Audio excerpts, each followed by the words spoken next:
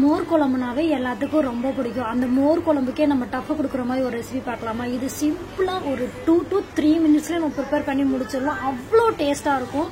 இது கொஞ்சம் காரம் தூக்கலாக பண்ணிட்டீங்கன்னா இன்னும் 2 வாய் எக்ஸ்ட்ரா உள்ள போகும்.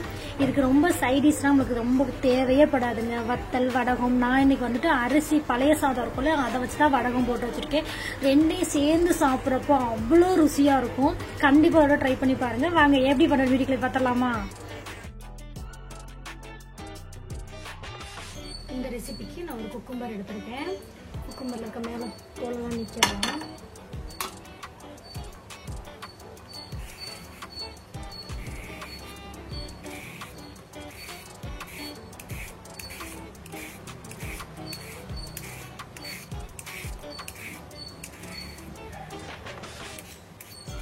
தோலை நீக்கிட்டு குட்டி குட்டியாக நம்ம கட் பண்ணி எடுத்துட்டு வந்துடுவோம்.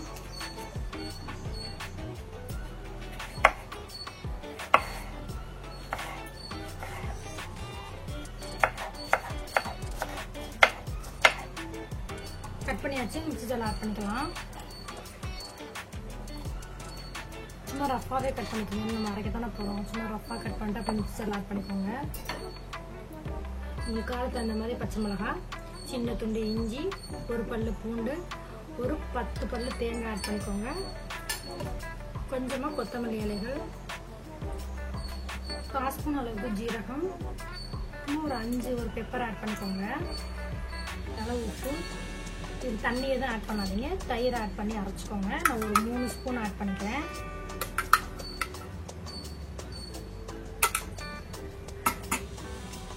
இது எல்லாத்தையும் அரைச்சி எடுத்துட்டு வந்துடலாம்.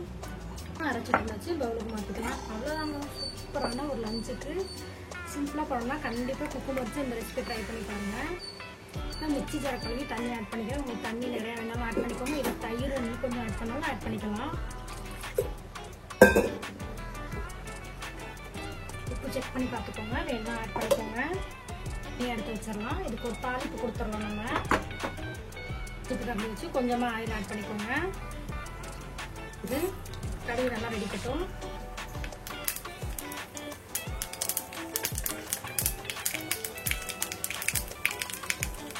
ஜீரகம், ஒரு மிளகாய் வத்தல் கட் பண்ணி ஆட் பண்ணிக்கிறேன். சின்ன வெங்காயம், கருவேப்பிலை, தாளிப்பு ஆட் பண்ணிடலாம். இந்த சின்ன வெங்காயம் ஆட் பண்ணுறப்ப நம்ம சாப்பிட்றப்ப கடிக்கிறப்ப ரொம்ப டேஸ்ட்டாக இருக்கும். சூப்பராக ரெடி ஆகிடுச்சு பாருங்க. பார்க்கவே க்ரீனிஸாக அடிக்கிற வெயிலுக்கு ஜில்லுன்னு சாப்பிட்றப்ப லஞ்சுலேயே நம்ம ஜில்லுன்னு கொஞ்சம் சாப்பிட்டுக்கலாம். கண்டிப்பாக இந்த ரெசிபி உங்களுக்கு பிடிச்சிருக்கும்னு நினைக்கிறேன்.